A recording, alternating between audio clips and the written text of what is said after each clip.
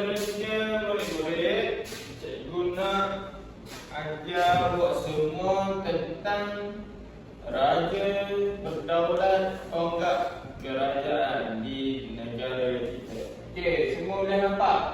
Nampak cikgu? Okey, buka muka surat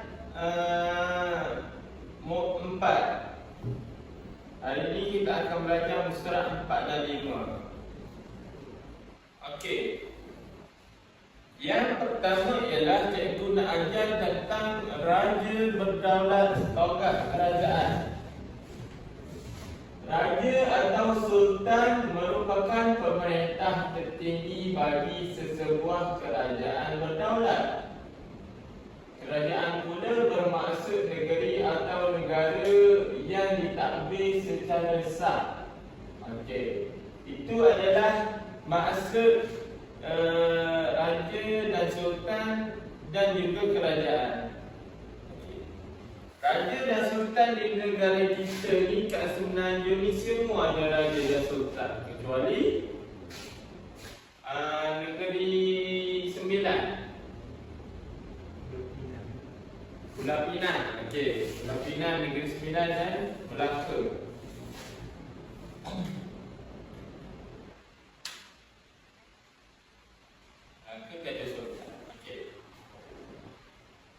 Kerajaan pula bermaksud negeri atau negara yang ditadbir secara sah. Okey, kita adalah negara dan negeri yang berdaulat secara sah kerana kita telah merdeka pada tahun 1957, jam 1 Ogos 1957. Jadi seterusnya, okey, Adham, cuba baca, cikgu baca dialog yang guru India ni. Lepas tu Adham pula baca yang dialog murid. Boleh tak Adham? Boleh cikgu. Okey, kita mulakan sekarang. Tahukah kamu institusi raja diwarisi sejak zaman kerajaan Melayu awal? Kedudukan raja terletak pada hierarki teratas dalam sistem pemerintahan kerajaan Melayu awal pada masa dahulu. Raja atau sultan ialah ketua negeri yang mentadbir rakyat dan kerajaan baginda. Okey, silakan bangun Adham.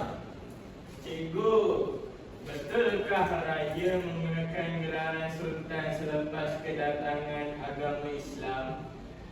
Betul itu Adham. Hampir semua raja Melayu menggunakan gelaran nama sultan.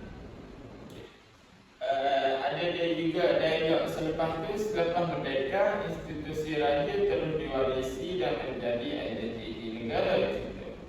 Kita perlu menghormati dan menghargai institusi raja sebagai warisan negara. Begitulah. Cikgu akan beri penerangan sedikit lagi. Selepas tu cikgu akan teruskan dengan aktiviti yang seterusnya. Okey. Awak nampak, awak semua nampak tak? Ni piramid yang ada 4 kotak warna-warni. Nampak. Cikgu besarkan lagi dah. Nampak cikgu. Cuba baca. Apa? Nampak tak? Raja Sultan. Seterusnya Pembesar. okey. Rakyat. Lagi Hamba. raja berdaulat tonggak kerajaan. Okey. Hierarki ni 4 ni pada zaman dahulu raja duduk di atas kali dan pembesar, rakyat dan hamba ni perlu patuh kepada raja dan sultan.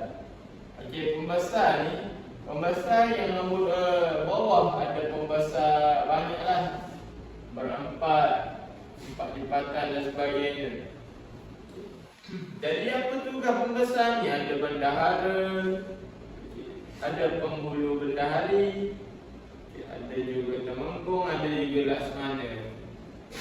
Macam-macam lah tugas dia. Yang tujuannya adalah untuk menjaga kebajikan sultan dan menjaga perairan, menjaga kedamaian di darat.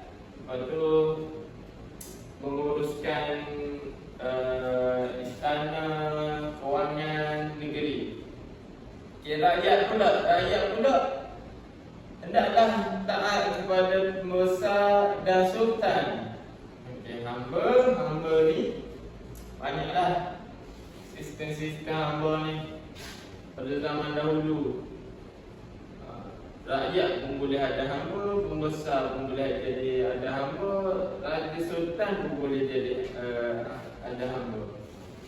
Jadi cikgu akan seterusnya cikgu akan memberikan lembaran kerja kepada awak semua. Untuk buat apa ni cikgu? Okey, cikgu nak awak semua tulis balik ni yang di dalam buku ada 4 ni kan. Okey, raja, pembesar, rakyat dan hamba. Okey, cikgu nak awak semua tulis lah dengan pen hitam ke, pen biru ke, boleh tak? Boleh. Okey, cikgu akan bekalkan pen pada awak semua. Okay. Cikgu beri masa berapa minit 5 minit lah.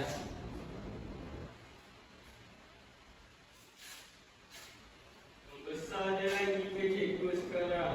Pembesar masih ada.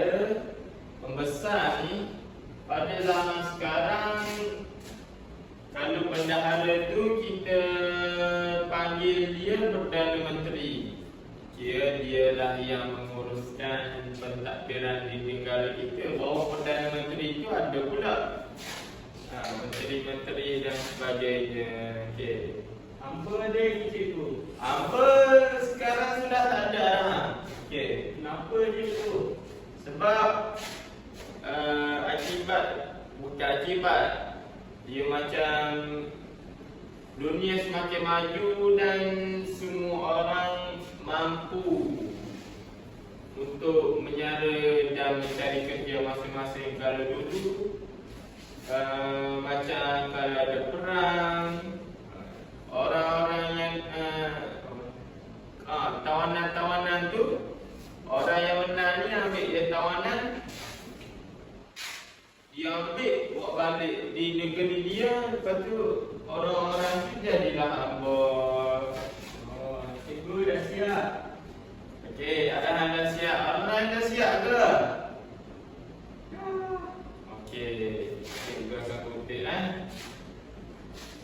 kutip. Tulis nama kumpulan. Lepas tu kelas panggil cikgu nak sign. Nama, lepas tu nama kumpulan, lepas tu cikgu nak sign balik. Dah cikgu. Dah siap dah? Dah. Okey. Betul. Dan lepas ni cikgu akan beri pula awak, kita akan bermain permainan pula. Lepas tu cikgu akan tanda yang awak buat ni. Lepas ni awak boleh tunjuk pada mak ayah awak. Okey.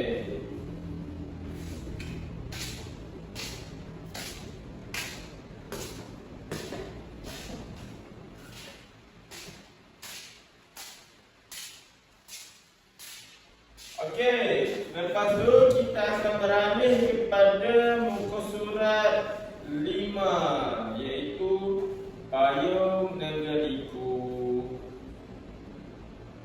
Okey, awak semua nampak tak? Nampak. Okey, cikgu akan baca dia punya pernyataan. Raja atau sultan Awak semua boleh ikut dah. Okey. Raja atau sultan Raja atau sultan berperanan sebagai ketua negeri sebagai ketua negeri bagi memastikan keamanan dan keharmonian bagi memastikan keamanan dan keharmonian dalam negeri sentiasa terjaga. Kini Terdapat 9 buah negeri yang mengamalkan institusi raja. Terdapat 9 buah negeri yang mengamalkan institusi raja. Okey, berapa negeri yang mengamalkan institusi raja awak semua? 9. Okey, bagus. Ketua negeri-negeri tersebut. Okey, ikut. Kedua negeri-negeri tersebut Menggunakan gelaran yang berbeza-beza. Okey. Awak semua tengok ni. Ada. Okey, ni kita start dari bawah ni. Johor yang tadi yang menjadi YDTA ni yang first kali melon tadi ialah Sultan Johor. Okey. Johor dia panggil apa ke raja dia? Sultan. Okey. Dan seterusnya ialah Pahang. Pahang panggil apa? Sultan. Bagus. Terengganu pula. Terengganu panggil apa? Sultan. Sultan juga. Kelantan? Sultan. Perlis? Apa? Raja. Raja. Okey. Perlis. Dia panggil raja kepada dia punya ketua negeri dia. Okey, seterusnya. Ni, negeri apa ni? Kedah. Kedah panggil apa? Sultan. Okey, Sultan. Okey, ni negeri Perak. Perak panggil apa? Sultan. Sultan juga. Okey, ni negeri apa ni? Mana? Ni, bawah Perak. KL.